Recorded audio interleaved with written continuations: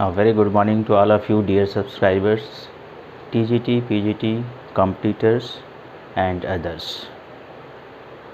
So as we are doing narration on this topic, today is the last lecture, the final lecture. So we will do today optative sentence. Optative sentence under this topic narration. तो narration topic के अंतर्गत dear friends आज हम लोग optative sentence को देखेंगे।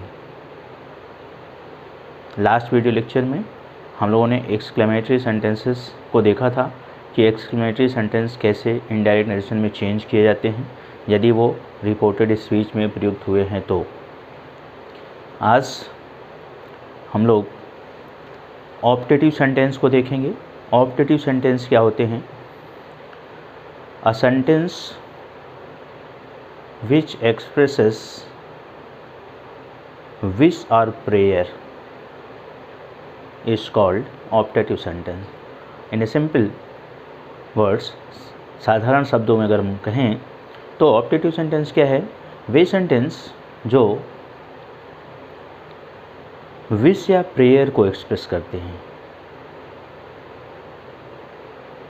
Okay friends, जो आपकी विश, जब आप किसी को विश करते हैं या किसी के लिए प्रेयर करते हैं तो जिस सेंटेंस का प्रयोग आप विश या प्रेयर के भाव को एक्सप्रेस करने के लिए करते हैं वो सेंटेंस ऑप्टेटिव सेंटेंस कहलाता है। इसकी स्ट्रक्चर थोड़ी सी डिफरेंट होती है अदर से। सो आप सेंटेंस को देख करके पहचान पाएंगे कि इसकी स्ट्रक्चर क्या होती है। Now specific rules of optative sentence. Optative sentence के लिए स्पेसिफिक रूल्स क्या है? डायरेक्ट से इनडायरेक्ट नरेशन में कन्वर्जन करने के लिए सभी प्रकार के सेंटेंसेस के लिए उनके स्पेसिफिक रूल्स थे। जैसा कि आपने असर्टिव सेंटेंस में देखा था, सेड को टोल्ड में बदलना, कंजंक्शन दैट का प्रयोग, ये उस सेंटेंस के लिए डायरेक्ट से इनडायरेक्ट नरेशन में चेंज करने के लिए स्पेसिफिक रूल्स था। इसी तरह से आपने इंटरोगेटिव में भी देखा था, इम्पेरेटिव में भी देखा और एक्सक्लेमेटिव में भी देखा। अब ऑप्टेटिव सेंटेंस में जो स्पेसिफिक रूल्स है वो फर्स्ट ऑफ ऑल कामा और इन्वर्टेड कामा के स्थान पर कंजंक्शन दैट का प्रयोग। तो यहाँ पर भी आप स्पेसिफिक रूल में लिख लेंगे कामा और इन्वर्टेड कामा के स्थान पर कंजंक्शन दैट का प्रयोग किया जाता है। Is it clear?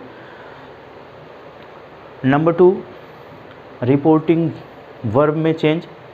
Reporting verb said जब प्रयुक्त हुई होगी, सेड के बाद ऑब्जेक्ट आया हो या ना आया हो, इन बोथ कंडीशंस, दोनों ही कंडीशन में सेड को चेंज किया जाएगा। किस में चेंज किया जाएगा? Wished or prayed. क्योंकि विश या प्रेयर का सेंस देते हैं ऑप्टेटिव सेंटेंस, तो यहाँ पर हम वेरी माइन्यूटली थोड़ा सा बहुत ध्यान से देखेंगे कि सेंटेंस के माध्यम से विश का भाव व्यक्त हो रहा है या प्रेयर का। बहुत माइन्यूट अंतर होता है। कभी कभी तो दोनों एक दूसरे के स्थान पर प्रयुक्त हो सकते हैं। ऐसे भी सेंटेंस होते हैं जहाँ पर क्लियर कर पाना मुश्किल होता है कि यहाँ पर वास्तव में प्रेड यूज होना चाहिए या विश्ड, दोनों सही लगते हैं तो दोनों प्रयुक्त हो जाते हैं। तो ये भी आपको ध्यान में रखना है। तो विश्ड या प्रेड, विश्ड के स्थान पर ब्लेस्ड का भी प्रयोग हो जाता है। ब्लेस्ड, खासतौर से ब्लेस्ड उस स्थिति में जब रिपोर्टेड स्पीच के अंतर्गत ब्लेस वर्ब का प्रयोग किया गया हो, जैसे गॉड ब्लेस यू। तो यहाँ पर विश्ड में भी बदल सकते हैं रिपोर्टिंग वर्ब सेड को और ब्लेस्ड में भी बदल सकते हैं। ओके फ्रेंड्स, तो इस तरह से ये चेंजेस होते हैं। सो कॉम्पिटिटिव लेवल पर क्योंकि वहाँ हमें ऑप्शंस में देखने होते हैं, वहाँ कई पॉइंट्स देखने होते हैं कि वो सभी सही हैं कि नहीं सही हैं। तो विश्ड, प्रेड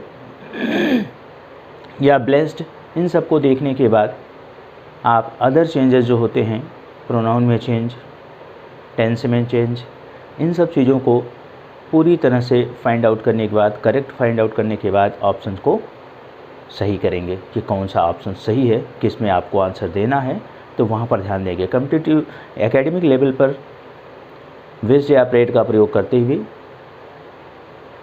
अन्य चेंजेस जो जनरल रूल्स के अनुसार होता है, जो जनरल रूल्स आपने पढ़ा है उसके अनुसार चेंज करते हुए सेंटेंस को इनडायरेक्ट नरेशन में चेंज कर दिया जाता है। सो कम ऑन द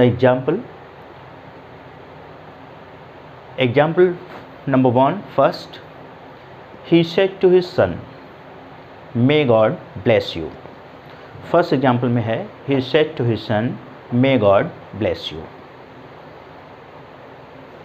इस सेंटेंस को जब आप ध्यान से पढ़ेंगे तो ये सेंस क्लियर होगा कि यहाँ पर विश का भाव व्यक्त हो रहा है।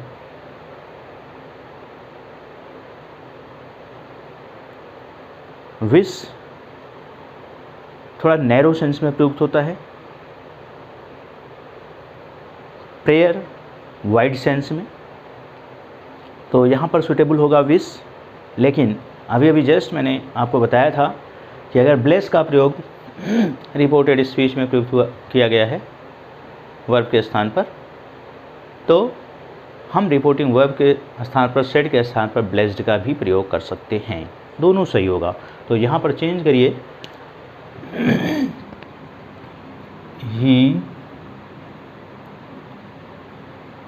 विश्ड ऑब्लिक ब्लेस्ड भी हो सकता है, इसलिए हमने दोनों लिख दिया है। आप दोनों को देख सकते हैं। His son,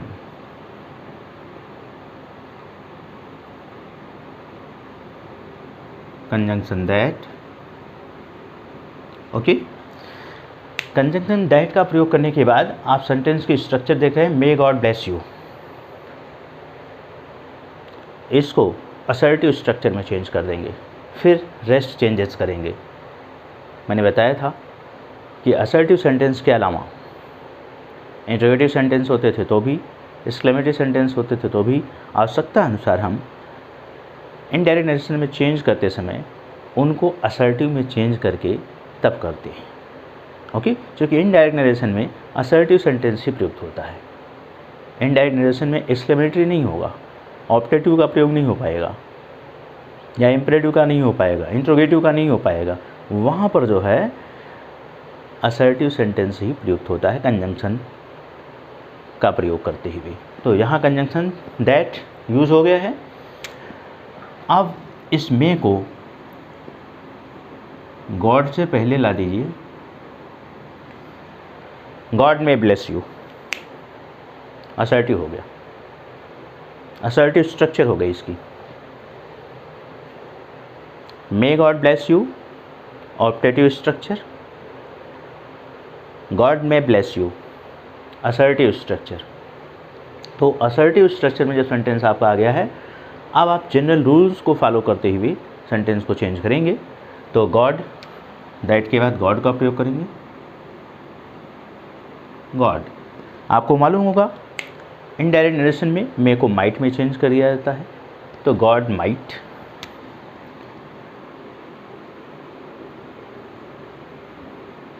bless you. Indirect narration के एंड में हमेशा फुल स्टॉप का प्रयोग होगा। ये भी आपको थोड़ा सा ध्यान देने की ज़रूरत है कि इनडायरेक्ट नरेशन के एंड में फुल स्टॉप। डायरेक्ट नरेशन में अकॉर्डिंग टू सेंटेंस कहीं पर रिपोर्टेड स्पीच के एंड में फुल स्टॉप होगा, कहीं पर क्वेश्चन मार्क होगा, कहीं पर एक्सक्लेमेशन मार्क होगा, लेकिन इनडायरेक्ट नरेशन का and full stop.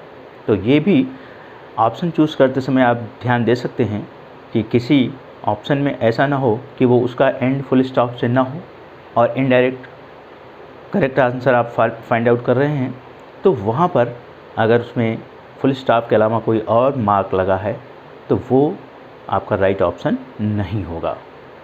Okay friends, तो ये भी ध्यान देने की ज़रूरत है। तो फर्स्ट सेंटेंस को आपने देखा, he wished oblique blessed his son that God might bless you. Wished या ब्लेस्ड। अगर मान लो सपोज दैट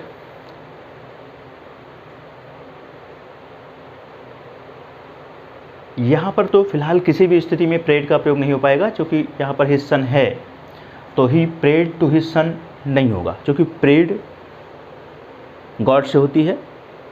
अगर सपोज दैट यहाँ पर हिज सन ना होता, he said may God bless you, ये इतना ही सेंटेंस का यूज हुआ होता। He said may God bless you, तो यहाँ पर क्या होता, यहाँ विश्ड भी हो सकता था, ब्लेस्ड भी हो सकता था और प्रेड भी हो सकता है। तो यहाँ पर अगर he prayed that God might bless you, ये भी सेंटेंस आपका सही है। लेकिन क्योंकि अब वो हिज सन के लिए कर रहा है, नैरो सेंस में हो रहा है, व्यापक में नहीं, तो प्रेड नहीं होगा, विश या ब्लेस रिपोर्टिंग वर्ब के स्थान पर आएगी। Is it clear now? I hope so. Now come to the second sentence. They said may God save our country. They said may God save our country. Sentence को पढ़िए, ध्यान से समझिए।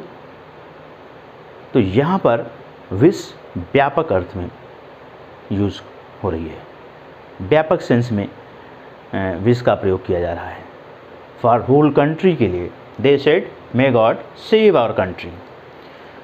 तो यहाँ विश के बजाय विश्ड या ब्लेस तो होगा नहीं, ब्लेस्ड के लिए मैंने स्पेशल बताया था, ब्लेस जब वहाँ प्रयुक्त हुआ होगा तो आप ब्लेस कर सकते हैं, अदरवाइज विश्ड से आपका सेंटेंस सही हो जाएगा। रिपोर्टिंग वर्ब को विश्ड में ही चेंज करेंगे। यहाँ विश्ड सूटेबल नहीं होगा, प्रेड सूटेबल होगा। रिपोर्टिंग वर्ब किस में चेंज होनी चाहिए? प्रेड में। So they prayed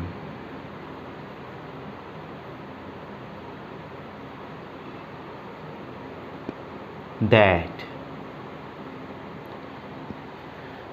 may God save our country. Again optative sentence आपका है, इसको असर्टिव में चेंज करेंगे। फिर से मे को गॉड के बाद गॉड में सेव आवर कंट्री। गॉड में सेव आवर कंट्री, पहले गॉड लिखेंगे दैट के बाद, मे का माइट। अब यहाँ पर ध्यान देंगे, आवर कंट्री बचा हुआ है। आवर क्या है? Pronoun, first person, positive case.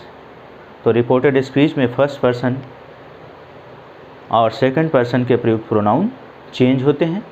तो फर्स्ट पर्सन का प्रोनाउन किसके अनुसार चेंज होता है? रिपोर्टिंग वर्ब के सब्जेक्ट के अनुसार। रिपोर्टिंग वर्ब का सब्जेक्ट आपका क्या है? दे। तो दे के लिए पॉजिटिव केस क्या होगा? प्रोनाउन दे का पॉजिटिव केस क्या होगा? डियर। तो आर के स्थान पर अब क्या हो जाएगा? Dear, THEIR, dear country.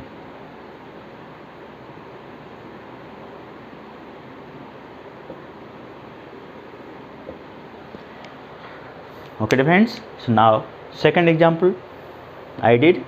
Second example को मैंने किया, I hope. Is it clear?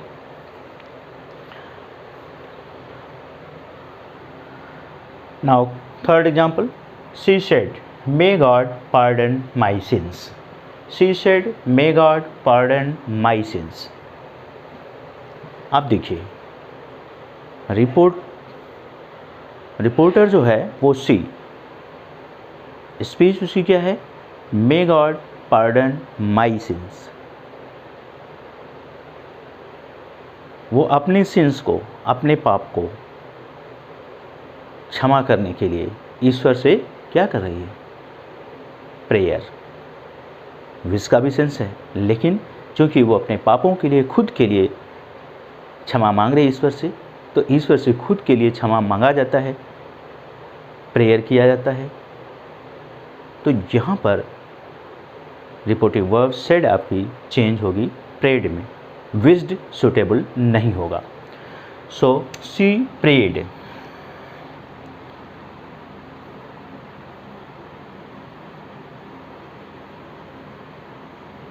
That may God pardon my sin. Again may को गॉड के बाद God may pardon my sin, God may pardon my sin, तो दैट के बाद आप गॉड लिखेंगे।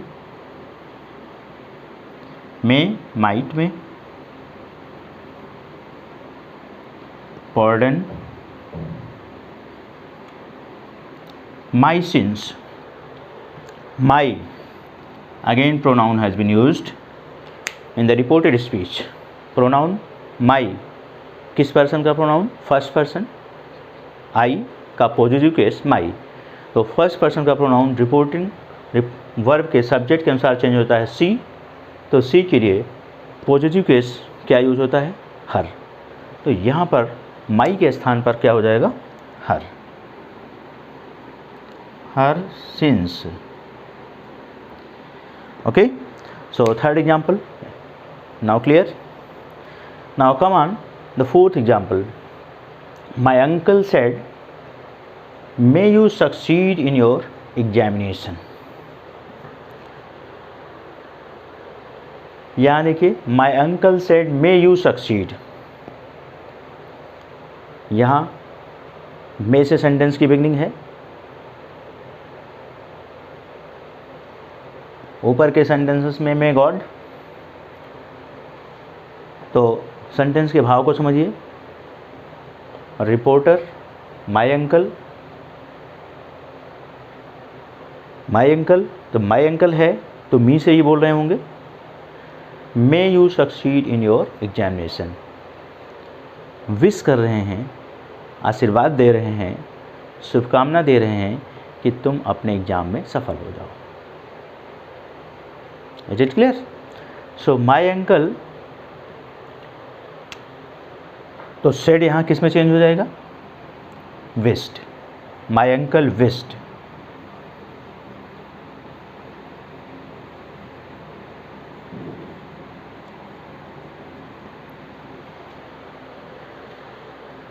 अगर wished के स्थान पर prayed का प्रयोग किया गया है तो वो भी रॉन्ग नहीं होगा। आप ऑप्शंस में देखिएगा कि ऑप्शंस में हो सकता है विश्ड कहीं प्रयोग ही न किया गया हो, प्रेड का प्रयोग किया गया हो, या प्रेड या विश्ड दोनों प्रयोग किए गए हों अलग अलग सेंटेंस में, तो आप उनके अन्य पॉइंट्स को ध्यान में रखते हुए कि वो सही हैं कि नहीं, उस आधार पर आप राइट ऑप्शन चूज़ करेंगे। दैट कंजंक्शन, अगेन मे को यू के बाद असर्टिव में करने के लिए, you may succeed in your examination.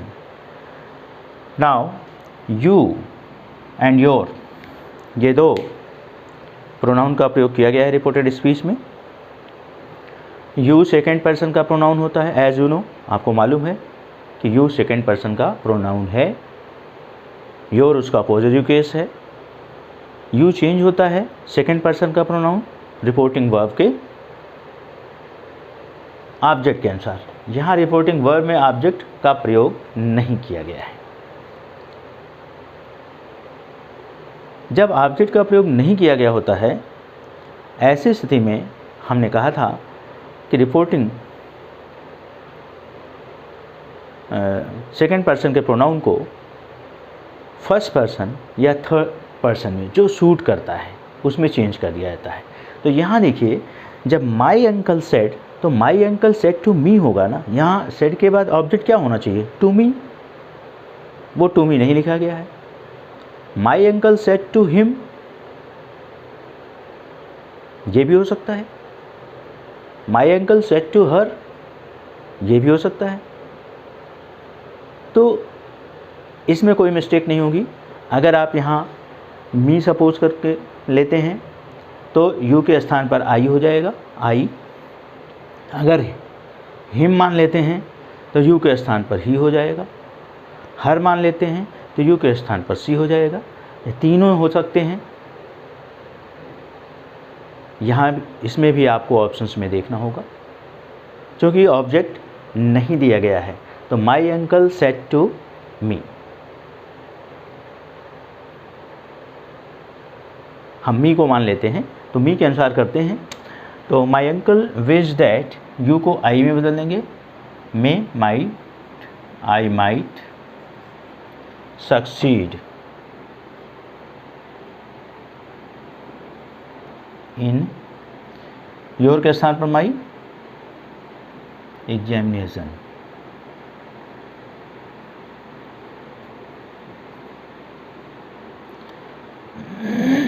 Clear?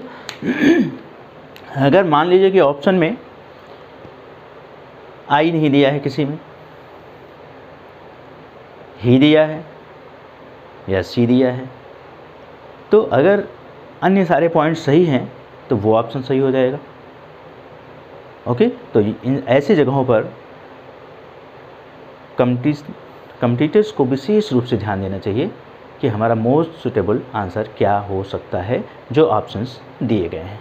Okay, so now ये अब आपका फिनिश हो जाता है। यहाँ से ऑप्टेटिव सेंटेंस के एग्जाम्पल्स हमने 4 कराए हैं। रेस्ट एग्जाम्पल्स आप अपनी बुक से देखिएगा, करिएगा, प्रैक्टिस ज़रूर करना है, क्योंकि बिना प्रैक्टिस से आपके अंदर कॉन्फिडेंस नहीं आएगा, और जब तक कॉन्फिडेंस नहीं होगा, कॉन्फिडेंस लेवल आपका नहीं बढ़ेगा, तब तक जो है आप एग्जामिनेशन हॉल में आंसर सही समय पर नहीं चूज़ कर पाएंगे। Right answer with in time आप नहीं चूज़ कर पाएंगे। ओके फ्रेंड्स, तो इसके लिए आप विशेष रूप से प्रैक्टिस की बहुत ज़रूरत है। आप प्रैक्टिस खुद करिए। बहुत सारे मार्केट में आपको प्रैक्टिस सेट्स मिलते हैं, सॉल्व रहते हैं, अनसॉल्व रहते हैं, सॉल्व भी हैं तो भी उनको समझ करके पढ़िए, लर्न करिए, अनसॉल्व हैं उनको सॉल्व करके देखिए। Okay, so I rap all this.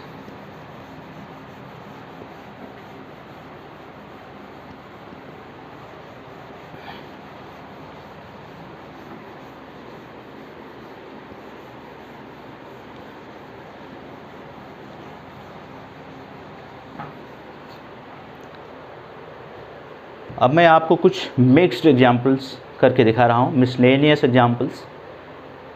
3-4 examples मैं आपको सॉल्व कराता हूँ। मिसलेनियस, जिनके रिपोर्टेड स्पीच किसी भी प्रकार के हो सकते हैं, उन्हें देख करके आपको सॉल्व करना होगा। कुछ एक्सेप्शनल टाइप के हैं, कैसे वो सॉल्व होते हैं मैं आपको थोड़ा सा गाइड करता हूँ। इसके बाद आप स्वयं जो है उस तरह के एग्जाम्पल्स को अपनी बुक से देखिएगा, सॉल्व करिएगा, प्रॉब्लम होगी उसके आंसर को देख करके समझिएगा। Okay, so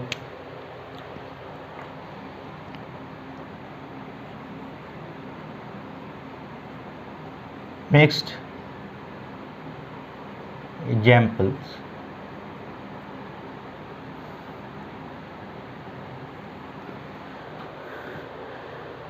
The boy said, "Sir, may I go home?" First example I write. The boy said, "Sir, may I go home?"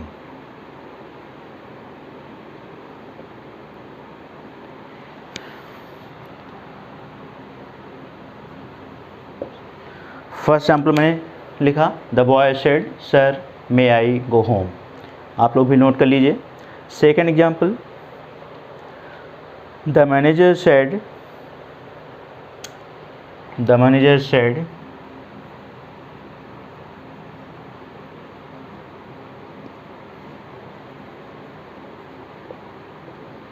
Well,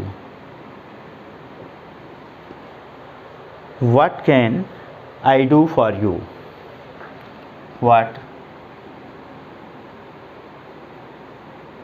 can I do for you?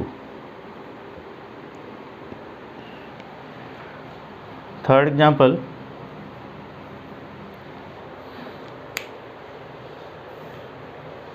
I said nonsense.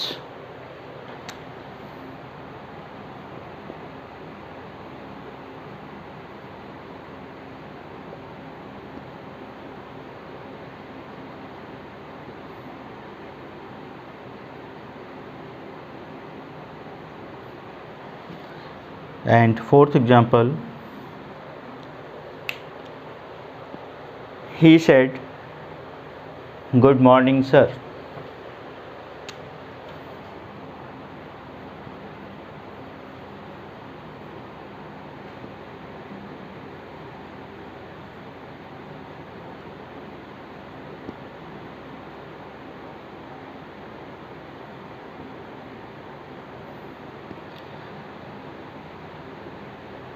He said, "Good morning, sir."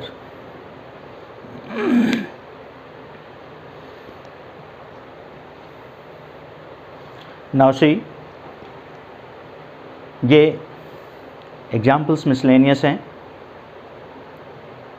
कोई optative में होगा, कोई exclamatory में होगा, कोई interrogative में हो सकता है, कोई असर्टिव में हो सकता है।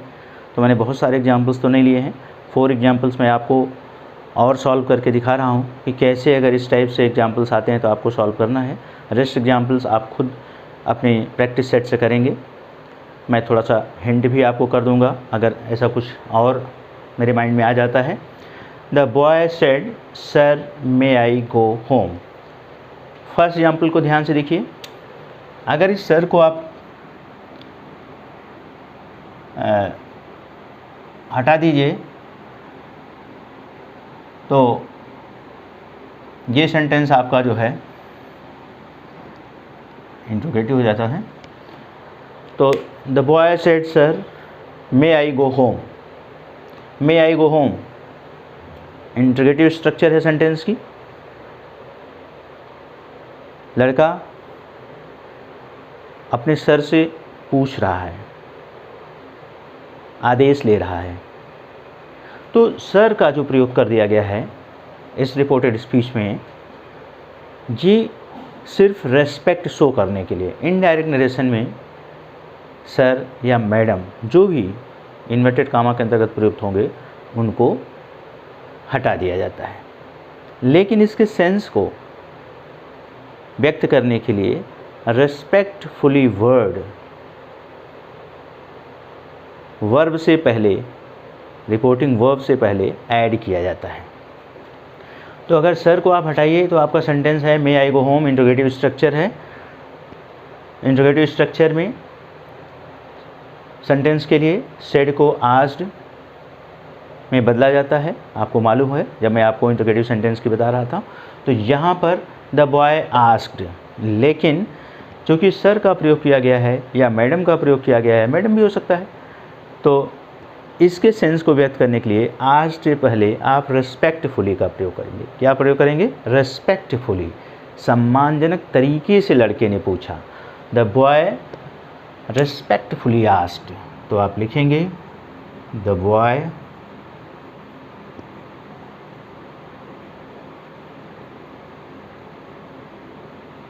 Respectfully asked. आप कामा और इन्वर्टेड कामा के स्थान पर, जो कि इंट्रोगेटिव स्ट्रक्चर है रिपोर्टेड स्पीच की, क्या प्रयोग होगा? आपको याद होगा इफ़ या वेदर का प्रयोग किया जाता है। तो यहाँ पर वेदर होगा क्योंकि दुविधा की कंडीशन है। वो पूछ रहा है कि वो जा सकता है, अगर आदेश होगा तो जाएगा, नहीं आदेश होगा तो नहीं जाएगा। तो यहाँ वेदर ज़्यादा सूटेबल हो जाएगा। इफ़ भी हो सकता है। अब आप ऑप्शन में देखिएगा, the boy respectfully asked weather.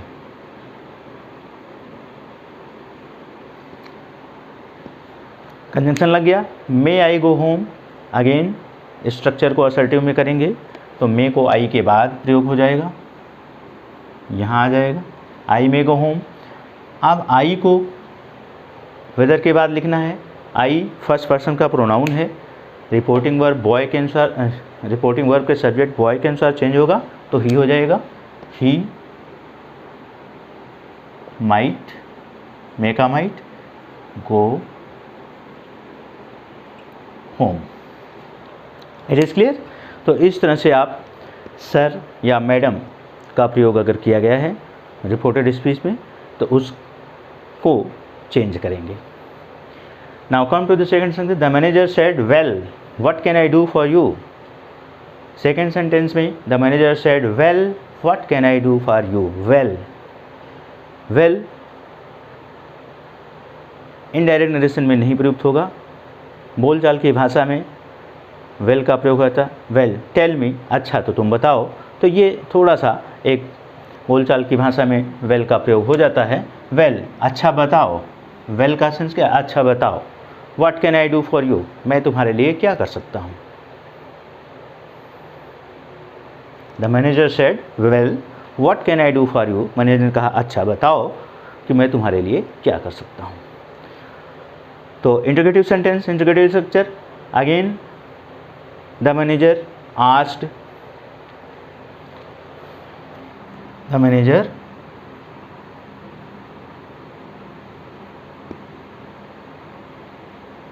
Asked. यहाँ पर थोड़ा सा आज के स्थान पर इसी का सेंस व्यक्त करने के लिए कि मैनेजर जानना चाहता था, पूछा कि मैं तुम्हारे लिए क्या कर सकता हूँ, तो the manager wanted to know भी हो सकता है। आज के प्लेस पर, इस आज के प्लेस पर the manager wanted to know, wanted to know का भी प्रयोग किया जा सकता है, क्योंकि मैनेजर ने यहाँ जानना चाहा। तो सुटेबल वर्ड्स है, अगर कहीं पर ऑप्शन में आपको आज नहीं मिला या आज वाले वक्त ऑप्शन में अन्य मिस्टेक्स हैं और वांटेड टू नो लिखा है, वहाँ पर जो है ऑप्शन में बाकी सारे पॉइंट्स करेक्ट हैं, तो वो ऑप्शन आपका द मोस्ट करेक्ट आंसर होगा। इसलिए आप जानिए कि यहाँ पर आज से सुटेबल क्या हो जा रहा है, वांटेड टू नो। जो कि वेल का प्रयोग करके कह रहा है, वो सीधे नहीं पूछ रहा है, वो जानना चाह रहा है, कर अच्छा बताओ। तो आज के स्थान पर आप wanted to know, the manager wanted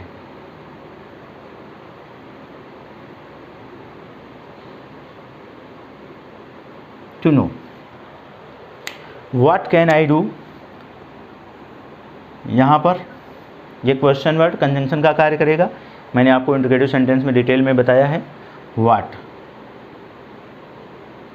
can I do, can I के बाद असर्टिव स्ट्रक्चर में हो जाएगा। What can I do, what conjunction में आ गया, कैन आई डू बचा, तो I can do for you. I first person का प्रोनाउन मैनेजर के अनुसार ही।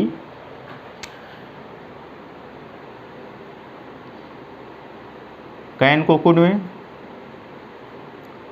Do for. अब यहाँ पर यू सेकेंड पर्सन का प्रोनाउन, तो बेटर होगा यहाँ पर the manager said to me, मी मान करके यू को मी में चेंज कर दीजिए, मी। ये आपका चेंज हो गया। Okay, now come on the third sentence. Third sentence I said nonsense. Third sentence exclamation mark लगा है, या तो ऑप्टेटिव सेंटेंस हो सकता है या एक्सक्लेमेटरी सेंटेंस। तो ऑप्टेटिव तो है नहीं, निश्चित रूप से ये एक्सक्लेमेटरी सेंटेंस है। देखिए एक्सक्लेमेटरी सेंटेंस में कभी कभी केवल सिंगल वर्ड का प्रयोग करके एक्सक्लेमेशन मार्क लगा दिया जाता है और वो सेंस निकल आता है, एक्सक्लेमेटरी सेंटेंस बन जाता है। तो यहाँ पर देखिए रिपोर्टेड स्पीच में एक single word nonsense exclamation mark लगा दिया गया।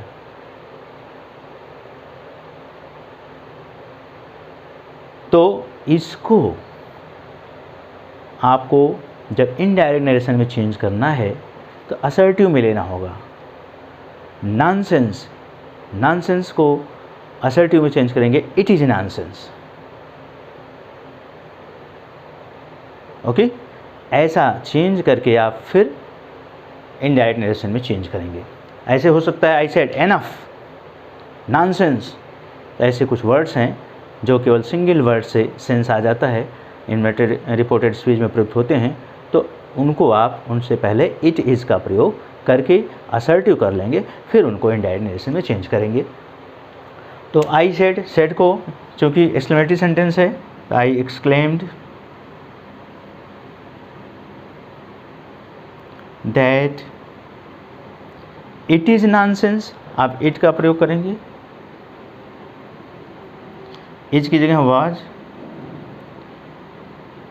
Nonsense. It was nonsense. Now last example, he said good morning sir. इस तरह का एग्जाम्पल सेम यही कह लीजिए किसी ईयर में टीजीटी में पूछा गया है, टीजीटी या पीजीटी में। तो he said good morning sir, optative sentence है, विश किया जा रहा है, तो ही विश्ड।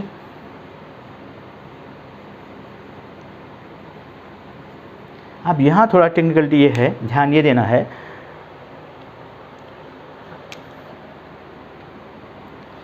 गुड मॉर्निंग इसको दो तरीके से बदला जा सकता है। ही विश्ड गुड मॉर्निंग, तो इनडायरेक्ट में यहाँ पर सर से पहले टू और सर के लिए ही के अनुसार हिज का प्रयोग कर दिया जाएगा, क्योंकि वह अपने सर को ही कह रहा है। तो he wished good morning to his sir, he wished good morning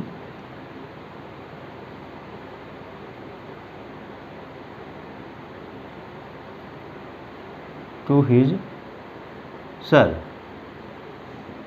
दूसरा जो तरीका है, ही विश्ड हिज सर, इसको आप पहले ला सकते हैं यहाँ पर, he wished his sir good morning, तब टू आपका नहीं प्रयुक्त होगा, यहीं से अंत हो जाएगा।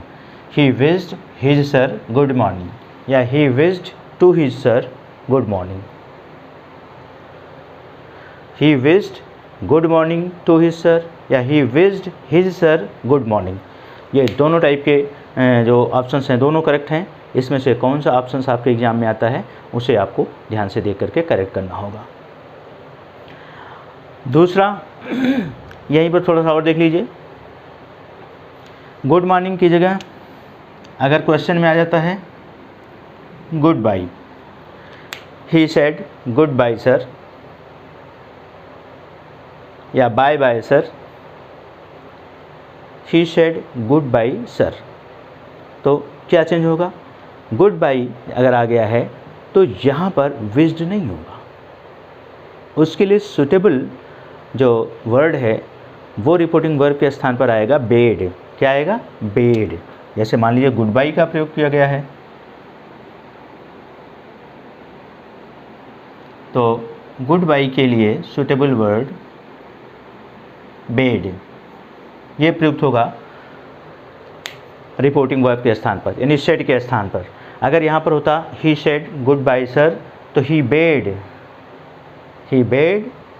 Good bye to his sir, he bade दूसरे तरीके से his sir good bye. It is clear? He bade good bye to his sir, he bade his sir good bye, दोनों सही है। इसी तरह से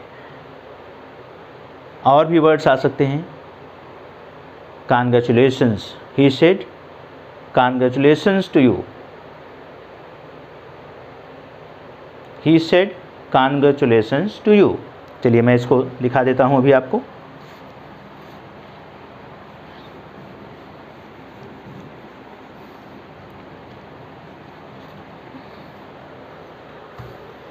he said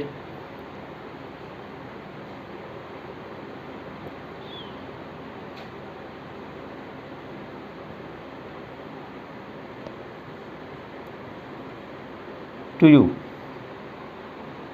he said congratulations to you। सिर्फ congratulations भी आ सकता है, to you नहीं यूज हो सकता है। he said congratulations, तो भी आपको यू मानना पड़ेगा। अब यहाँ पर आपको क्या ध्यान देना है, ये ऑप्टेटिव सेंटेंस में ही आएगा। शुभकामनाएं दी जा रही हैं, शुभेच्छाएं। तो सेड को, अब यहाँ सेड को स्थान पर हम विश्ड या प्रेड नहीं करेंगे। कांग्रेचुलेशन अगर है रिपोर्टेड स्पीच में, तो हम सेड के स्थान पर कांग्रेचुलेटेड का प्रयोग करेंगे। क्या करेंगे? Congratulated, he कांग्रेचुलेटेड।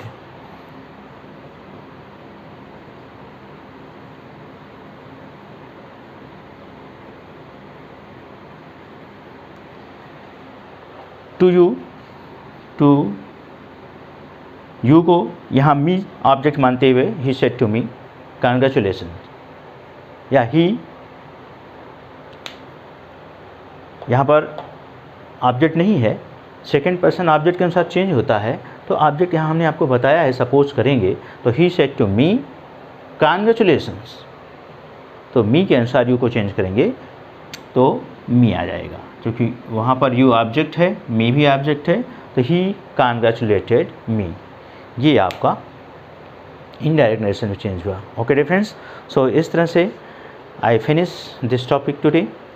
आई होप कि यदि आप पूरे 11 लेक्चर्स को देखेंगे नरेशन टॉपिक पर, जो मैंने 11 लेक्चर्स बनाए हैं वीडियो लेक्चर, उनको आप देखेंगे और जैसा मैंने इंस्ट्रक्शन दिया है लेक्चर्स में, अगर उसको आप फॉलो करेंगे तो मुझे पूरा विश्वास है कि आपको नरेशन टॉपिक पर कोई प्रॉब्लम नहीं होगी, और साथ ही साथ बहुत सारे एग्जाम्पल्स की आपको प्रैक्टिस करनी पड़ेगी। Okay dear friends, so bye bye for today, will see you in the next class with next topic, new topic. Okay.